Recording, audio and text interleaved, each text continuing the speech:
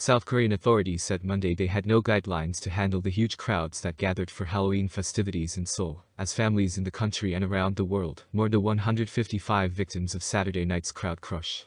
The crush took place in the narrow neon-lit alleyways of the popular nightlife district Itaewon, where witnesses described being unable to move or breathe, as thousands of revelers stood shoulder to shoulder in a street no more than 4 meters wide. Frantic families spent much of Sunday gathering at information centers where authorities compiled details of the dead and wounded, and contacting morgues and hospitals, in a desperate attempt to locate missing relatives. With all of the victims now identified, the panic has transformed to national grief, as the country grapples with one of its worst-ever disasters, while parents overseas make arrangements for their deceased children in a foreign land.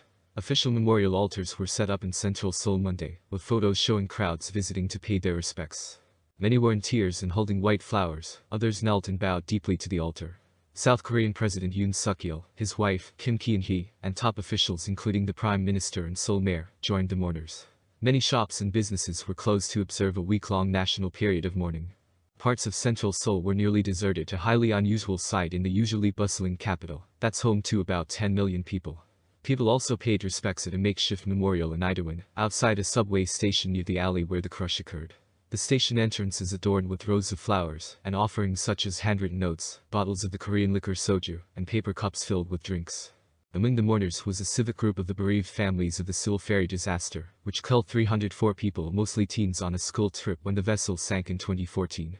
As one who had suffered the same pain, my heart is torn, and I am rendered speechless, one of the group's members told reporters at the memorial, saying the families were saddened to see a major disaster like this repeated.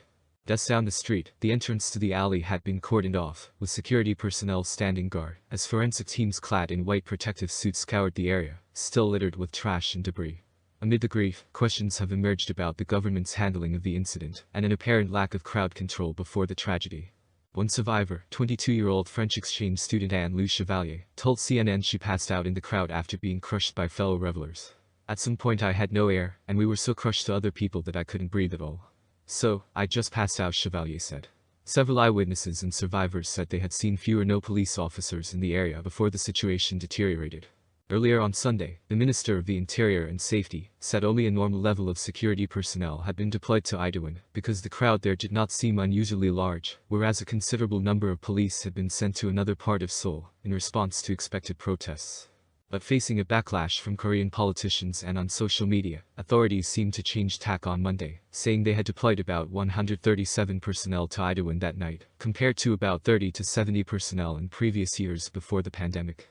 For this time's Halloween festival, because it was expected that many people would gather in Itaewon, I understand that it was prepared by putting in more police force than other years, said Oh Seung-jin, director of the Violent Crime Investigation Division at the National Police Agency.